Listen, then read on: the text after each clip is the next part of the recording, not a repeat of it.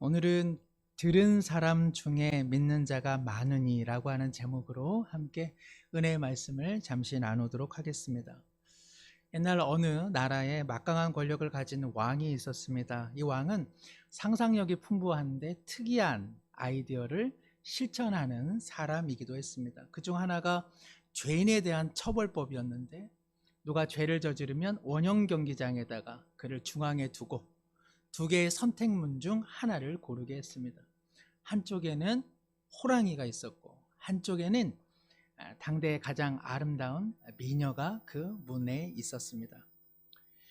만일 이 죄인이 죽음을 의미하는 호랑이 문을 선택한다면 그는 호랑이의 제밥이 되는 일이요, 만일 미녀가 들어있는 문을 선택한다면 그는 그 죄에서 구원을 받게 되는 일이었죠. 그러던 어느 날 곤란한 일이 생겼습니다. 자신의 사랑하는 딸 공주가 평민인 한 청년과 사랑에 빠지게 되었습니다. 왕은 이 사실을 알자 노발대발, 그래서 이 청년을 원형 경기장 중앙에 두고 그의 생사에 대한 선택을 그에게 강요했습니다. 만일 이 청년이 어느 한쪽 문을 가리켰을 때 호랑이가 나온다면 그는 죽게 될 것이요, 만일 미녀가 나온다면 그는 반드시 그 미녀와 결혼을 해야만 했습니다. 이 사실이 공주에게는 너무나 고통스러웠습니다. 그러나 공주의 마음을 더욱 괴롭힌 사실은 한쪽 문에 있는 그 미녀가 다름 아닌 자신이 거느리고 있는 시녀요, 이 시녀 역시 남몰래 이 청년을 흠모하고 있었습니다. 더군다나 이 공주는 공주라는 신분으로 인해서 어느 쪽에 호랑이가 있는지 어느 쪽에 미녀가 있는지를 알고 있었습니다. 이제는 심판의 날이 다가왔습니다. 아침 무렵 이제 원형 경기장 앞에서 생과 사의 기로에 선 이 청년이 물끄러미 왕 옆에 있는 공주를 바라보았습니다. 이 청년은 직감적으로 공주가 어느 쪽에 호랑이가 있는지 어느 쪽에 미녀가 있는지를 알고 있음을 그는 직감할 수 있었습니다. 드디어 공주가 난간에 손을 올려둡니다. 그리고는 한쪽 문을 향해서 손가락을 가리켰습니다. 공주도 전날 밤 밤을 지새웠습니다. 호랑이 쪽을 가리키면 죽게 될 것이요, 미녀 쪽을 가리키면 살지만 자신의 시녀와 함께 행복한 결혼 생활을 하게 될 것에 대한 질투와 두려움이 이 공주의 마음을 엄습했기 때문에 그러합니다. 공주는 이 청년을 살렸겠습니까? 아니면은 죽였겠습니까? 청년은 공주의 손가락대로 선택을 했겠습니까? 아니면 오히려 다른 선택을 했겠습니까? 미녀일까 호랑이일까라고 하는 이 짤막한 이야기는 미국 작가 스톡턴의 이야기인데, 그는 이 동화 같은 이야기를 여기서 마감해버리고 그리고 글을 더 이상 쓰지를 않았습니다. 이 결말은 독자들의 몫으로 넘어갑니다. 이것을 흔히 열린 결말이라고 합니다. 우리 사랑하는 성도 여러분께서는 이 청년을 살리시겠습니까? 죽이시겠습니까? 살려서 내 시녀와 함께 행복하게 지내는 그 모습을, 그 눈꽃시러운 모습을 계속 보면서 한평생 살 작정이십니까? 아니면은 죽여놓고 죄책감과 연모의 마음으로 살아갈 것입니까? 이제 질문을 조금 바꾸어서 우리 성도님들의 인생의 마지막은 어떠한 결말이겠습니까? 우리 성도님들의 삶의 문은 사망의 문을 가리킬 것입니까? 아니면 또 다른 생명의 문을 가리킬 것입니까? 자신의 삶의 끝자락에 무슨 일이 있는지 사랑하는 성도 여러분께서는 어떠한 확신을 갖고 계십니까? 오늘 내가 잘 살면 내 삶이 해피엔딩이고, 오늘 내 삶이 비참하면 내 인생의 종국도 허무요 슬픔이요 좌절이라고 생각하시는지요? 아니면 오늘 몇 가지 계획한 일들이 잘 이루어지기에 내 인생의 마지막도 좋으리라 생각하는지요? 사랑하는 성도 여러분, 무수한 선택의 삶 속에 인생이 때때로는 갈등과 괴로움으로 점철되어 있지만, 그럼에도 불구하고 내 인생의 끝은 절망의 문이 아니라 생명의 문이요, 낙담의 문이 아니라 새로운 희망의 문이요, 그리고 나의 마지막은 반드시 복되다라는 사실을 확신하고 계시는지요. 만약 이렇게 확신하고 계시다면 그 확신은 어디로부터 시작된 것입니까? 오늘 본문은 성전 앞에 날 때부터 한 번도 일어나지 못한 신체 장애자가 베드로와 요한이 선포한 예수 그리스도의 이름으로 일어난 장면입니다. 한 번도 일어나 보지 못했던 그가 일어나 서며 걸으며 그리고 뛰어 예루살렘 성전에 들어가 하나님을 찬양하는 이 놀라운 광경을 보았을 때에 주변의 사람들은 그야말로 어리둥절하게 되었습니다. 베드로가 그 결과에 대한 원인이 무엇인지 한마디로 이야기합니다. 그것은 예수 그리스도입니다. 베드로는 수많은 사람들에게 외쳐 선포하였습니다. 너희가 죽인 그 예수가 그 죽음에 삼킨 바 되지 않고 부활하여 그 죽음을 삼키고 오히려 승천하여 오늘 이 시대를 통치하고 있다. 그 예수 그리스도의 이름으로 말미암아 날 때부터 40여 년 한평생 일어나지 못한 이가 그 예수의 손을 붙잡고 일어났으니 날 때부터 하나님을 등져 돌아앉은 너희여 예수 그리스도의 이름을 붙잡고 일어나라고 그는 선포한 것입니다. 놀랍게 이 선포의 결과는 어떻습니까? 오늘 본문 4절에 보니까 말씀을 들은 사람 중에 믿는 자가 많으니 그 수가 얼마나 됐다고 되어 있습니까? 무려 5천이나 됐다고 성경은 이야기하고 있습니다. 5천이 어딥니까? 5천은 정말 놀라운 숫자입니다. 이 짧은 구절은 32절로 이어집니다. 그 믿음의 사람들이 32절에 보니까 믿는 무리가 한 마음과 한 뜻이 되어 모든 물건을 서로 통용하고 함께 읽습니다. 자기 재물을 조금이라도 자기 것이라 하는 이가 하나도 없더라. 말씀이 선포되었고 그 말씀을 믿은 사람들이 있고 그 믿은 사람의 삶이 놀랍게 변화된 역사가 오늘 사도행전에 기록되어 있습니다. 우리는 이 4절과 32절을 통해서 믿음은 어떻게 자리를 잡고 믿음은 어떻게 우리의 삶을 변화시키는지 함께 잠시 살펴보기 원합니다. 첫 번째는 누군가 기독교 신앙이 자리를 잡으려면 하나님의 말씀을 우선은 들어야 합니다. 우리 장로님께서 기도해 주신 것처럼 오늘 유치유초등부 이제 여름 사역 하나님의 말씀을 우리 선생님들이 열심히 전할 터인데 말씀이 들려져야 그때 비로소 믿음이라고 하는 것이 발생하기 마련입니다. 믿음이라고 하는 것은 내가 면벽, 내가 어디 나무나 바위 밑에서 수도하면 그러면 내가 하나님에 대한 믿음이 생겨나는 것이 아니라 무엇을 통해서 믿음은 생겨납니까? 외부의 하나님의 말씀을 일단은 청각기관을 통해서 혹은 시각기관인 이 책을 통해서 성경책을 통해서 일단은 읽혀져야 합니다.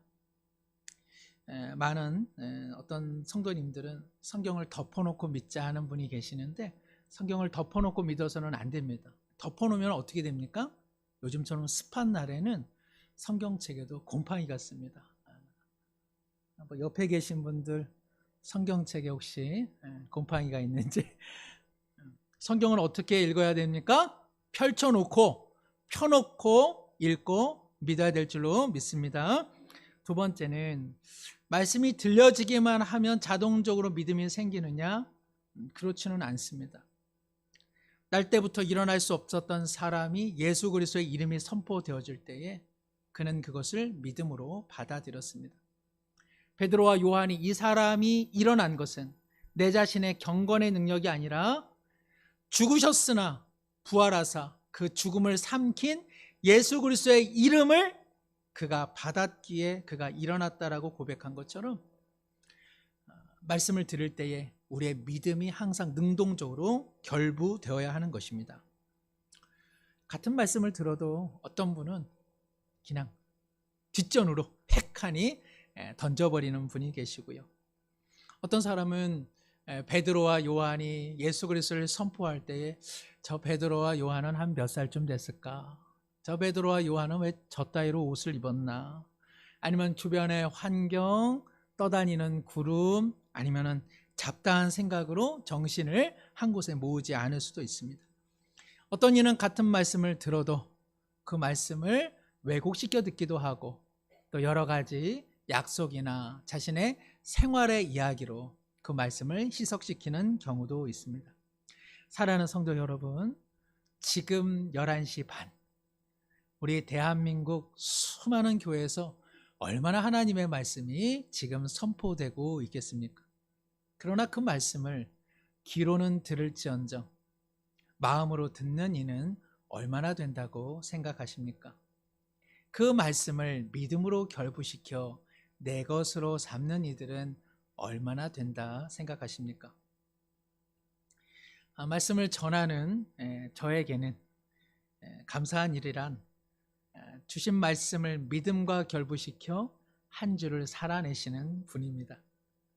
그러나 안타깝고 때때로는 허무하기까지 한 일은 말씀을 들은 성도가 믿음과 그 말씀을 결부시켜내지 못하고 자신이 앉은 자리에 그 말씀을 횡하니 두고 자신의 몸만 일으켜 주일 예배당을 빠져나가는 일입니다. 어느 유명한 회사의 회장님의 아내분이 권사님이셨는데 그 권사님께서 월요일에 이렇게 교회에 전화를 거셨습니다. 우리 교육자들과 그리고 관리 집사님은 언제 쉬십니까? 월요일에 쉽니다. 생활 정보를 좀 알려드렸습니다. 그런데도 이 권사님께서 왜 월요일에 전화를 하셨을까? 다름이 아니라 주일에 교회에서 기념 수건을 배부를 했는데 그 수건을 예배당 자리에 놓아두고 가셨기 때문에 그러합니다. 아유, 집사님 월요일날 쉬시는데 죄송합니다. 제가 급해요. 수건을 놓아두었어요. 회장님의 아내 되시는 권사님 가정에 수건이 없겠습니까? 얼마나 수건이 지천에 깔려 있겠습니까?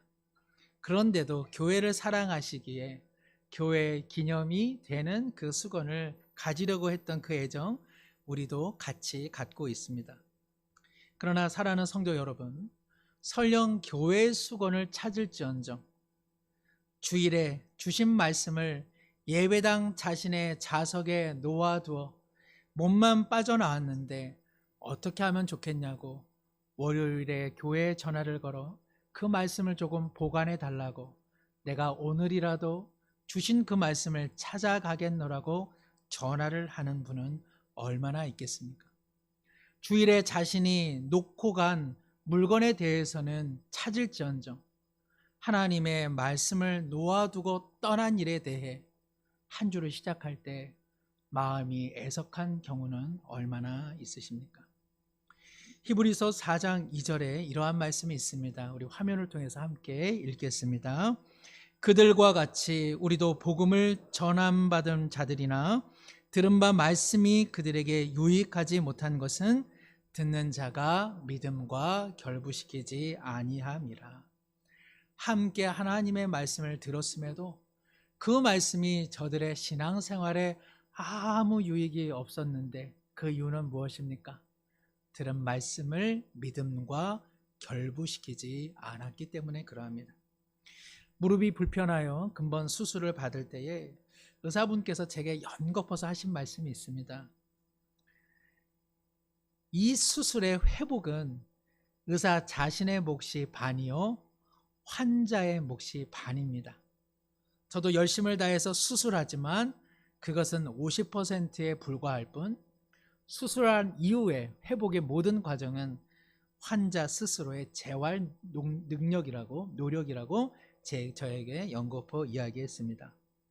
사랑하는 성도 여러분, 말씀이 들려진다 하여 모든 것이 내게 유익이 되지 못하는 까닭은 믿음의 문제이기 때문에 그러합니다. 들은 말씀을 반드시 믿음을 작동시켜 믿음과 결부시키는 그런 능동적인 삶의 자세, 예배의 자세가 우리 모두에게 있기를 소망합니다. 예배의 시간이 맞춰질 때에 말씀은 놓아두고 자신의 몸만 빠져나가는 분이 한 분도 없기를 간절히 바랍니다.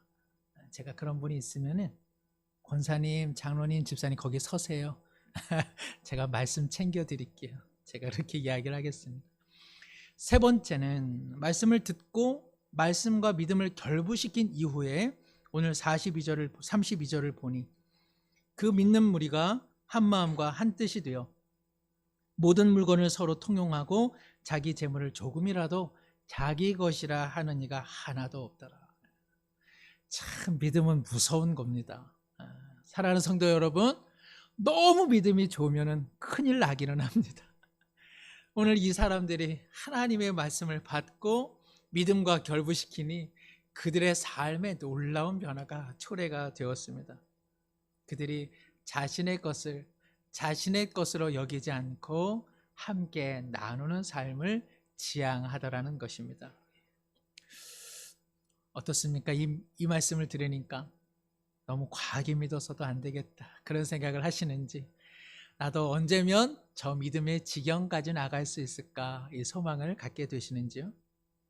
언젠가 함께 사역한 목사님께서 현금이 필요하다 하시면서 저에게 10,000원 한 장을 요청하셨습니다. 내일이면 받겠거니 하고 흔쾌히 빌려드렸는데 다음 날이 되었는데도 10,000원을 돌려주지 않으셨습니다. 달리 생각해 보니 그 10,000원이 뭐가 대수라고 그냥 안 받아도 되겠거니 그렇게 생각했는데, 어쩐 일인지 3일째 그 목사님을 보는데 그 목사님 이마에 시퍼런 세종대왕님께서 보좌에 앉아 계셨습니다. 그런가 보다. 나흘째가 됐는데도 그 세종대왕님이 몹시 불편한 모습으로 저를 쳐다보고 계셨습니다.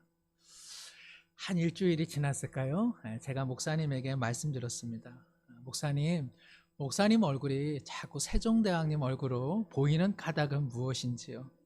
이 일을 어쩌면 좋겠습니까? 해서 그 목사님 얼굴에 있는 세종대왕님을 제 지갑으로 모셔온 일이 있었습니다.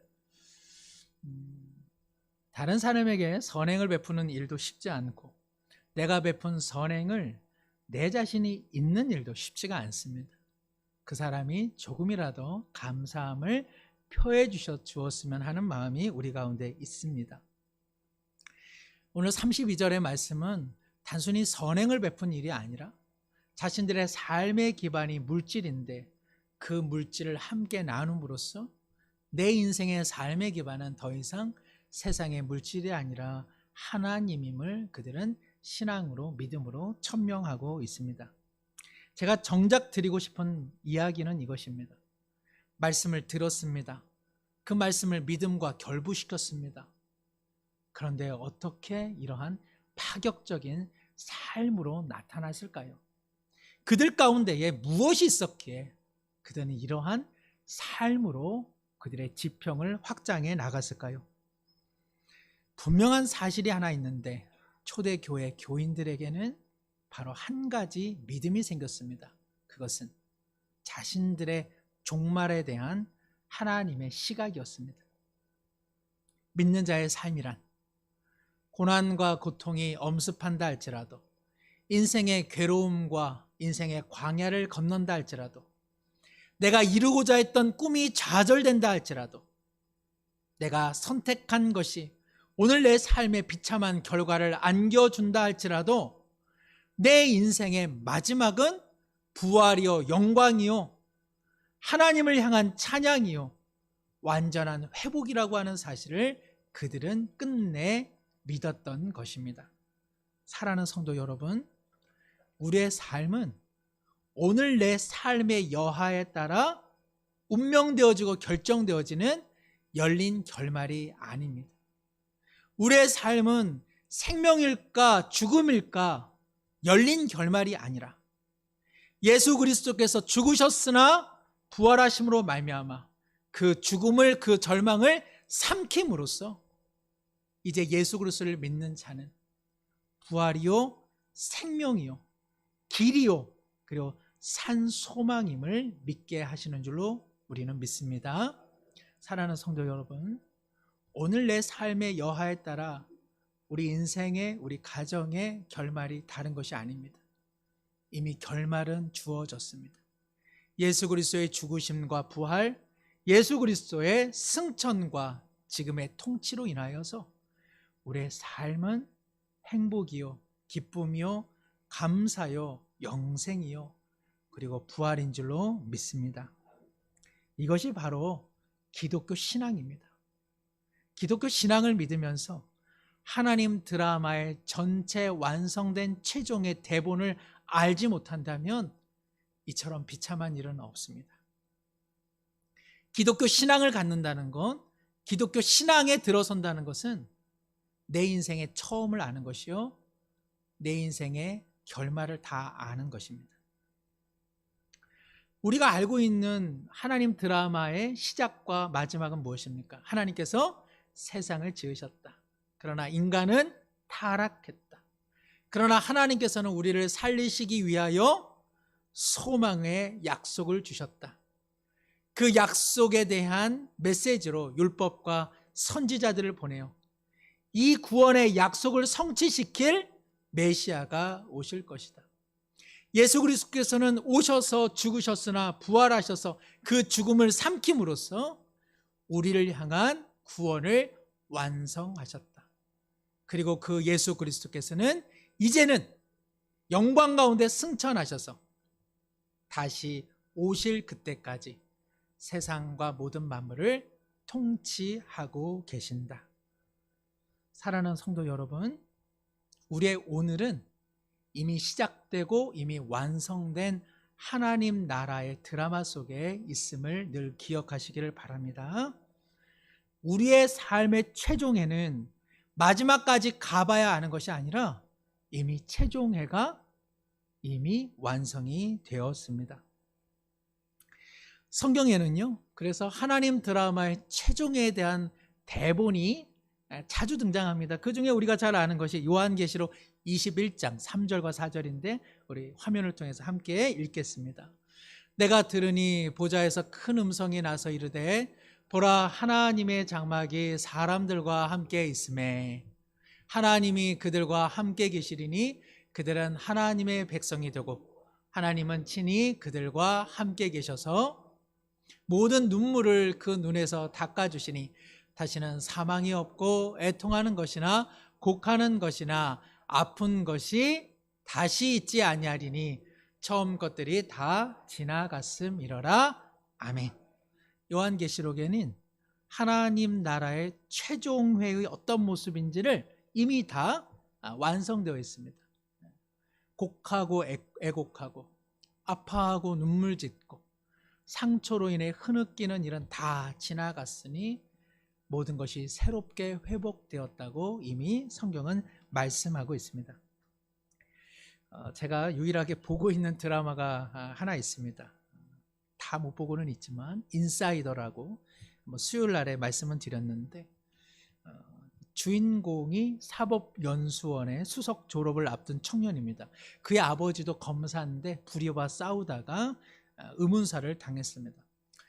주인공 역시 아버지의 뒤를 이어 청렴하고 그리고 부패와 맞서는 이러한 정직한 검사가 되려 했지만 어떤 음모에 휘말려서 그만 교도소에 수감이 됩니다. 그런데 교도소의 수감 중 아버지 대신 자신을 키워주셨던 할머니마저 목숨을 잃고 자신을 교도소에 위장 수감시켜서 부패를 척결하려던 아버지의 친구인 검사마저도 그 진위가 의심되기 시작합니다. 교도소 내에서 자신의 딱한 형편을 알고 자신을 도와준 사람, 근데 그 사람도 자신을 속이고 알고 보니까 그가 자신의 할머니를 죽인 사람입니다. 과연 우리의 주인공은 교도소를 벗어나 불의한 자들에게 보복을 가하고 그야말로 정의를 세우는 검사가 되겠습니까? 안 되겠습니까? 될 것 같습니까? 아마도 될 것 같습니다. 왜냐하면 주인공이 강하늘이라고 참 착하고 미담 제조기로 알려진 이 배우입니다. 그래서 기필코 결단코 반드시 이 검사는 모든 악을 응징하고 이 시대의 아름다운 청년 검사가 되고 말 것입니다. 이 드라마의 최종에는 정의고 승리일 것입니다. 그러나 주인공은 지금 교도소에서 억울한 누명을 뒤집어 쓰고 그리고 지금 고통 중에 처해 있습니다. 작가는 왜 이미 승리할 최종의 대본이 완성되었음에도 불구하고 주인공에게 이러한 시련을 안겨주고 있습니까? 그것은 주인공이 지금의 고난을 이겨내기만 한다면 그의 최종에는 이 고난과는 비교할 수도 없는 영광과 승리와 회복이 주어지기 때문에 그러합니다. 주인공은 지금 흔들리지만 그의 마지막은 앞서 흔들렸던 것과는 비교할 수도 없이 그는 참으로 멋지고 그리고 강건한 검사로 우뚝 서 있게 될 것입니다. 드라마 작가가 주인공에 말하는 것, 그것은 한마디로 지금을 견뎌라. 이미 끝은 너가 이겼노라. 사랑하는 성도 여러분, 성경을 읽는다는 것, 성경은 우리의 결말이 어떨지 모른다는 것을 말해주는 것이 아니라 우리에게 동일하게 말해줍니다. 지금의 고난을 이겨라. 너의 끝은 이미 그리스도 안에서 승리다. 너는 이미 이겼다. 너의 끝은 열린 결말이 아니라 행복이요 그리고 영생이며 부활이며 이 세상에서 누려보지 못한 완전한 회복일 것이다 라고 말씀해 주고 있는 것입니다. 우리가 주일 교회에 왜 옵니까? 우리가 예배를 왜 드립니까? 그것은 어찌 보면 우리가 잃어버리고 우리가 구겨버리고 우리가 던져버렸던 하나님의 드라마의 최종본을 다시 듣는 시간입니다. 하나님 나라의 대본, 최종의 대본을 다시 들음으로써 내가 살아가야 할 일주일, 내게 맡겨진 배역이 무엇인지, 내가 감당해야 될 대본의 몫이 무엇인지를 다시 한번 각오하고 결단하는 시간입니다. 뿐만 아니라 우리의 일상에서도 하나님의 말씀을 듣고 읽고 우리가 또 필사를 하는데 쓰시면서 믿음과 결부시켜 아하, 하나님 드라마의 전후가 이렇구나. 나는 오늘 어느 지점에 와 있구나. 내게 주신 소명을 갖고 내게 주신 배역을 잘 감당하겠노라. 이러한 거룩한 노력이 반드시 필요합니다. 그런 의미로 수요예배도 좀 오시고 금요교대도 오시기를 바랍니다. 성도 여러분, 성도의 교제를 왜 합니까? 그것은 함께 모여 서로 격려하고 서로를 위로하는 일입니다. 왜요? 누군가는 오늘 그 배역을 광야에서, 오늘 누군가는 시련과 고통 속에서 믿음의 배역을 감당하고 있기 때문에 그러합니다. 광야에서 하나님이 주신 소명으로서의 그 배역을, 그 대본을 그가 포기하지 않도록 응원하고 도와주는 일, 그것이 성도의 교제의 궁극적인 목적이라 할 수 있습니다. 새우가 주인공인 드라마가 무슨 드라마인 줄 아세요? 대하 드라마. 하나님의 드라마의 주인공은 뭐니 뭐니 해도 예수 그리스도시죠. 그런데 예수 그리스도께서 이미 죽음을 삼키시고 부활하사 승천하셔서 이 땅과 시대와 모든 미래를 통치하고 계시기 때문에 이미 우리의 인생의 드라마는 결정된 드라마입니다. 광야를 지나서 때로는 억울하고 속상하고 때로는 괴롭고 나만 홀로 있는 듯하여 내 인생과 내 가정의 결말이 어떻게 될런지 때때로는 의심과 그리고 혼란에 빠진 분도 많이 있을 겁니다. 오늘 우리 찬양대가 고백한 것처럼 아무것도 두려워하지 마십시오. 아무것도 염려하지 마십시오.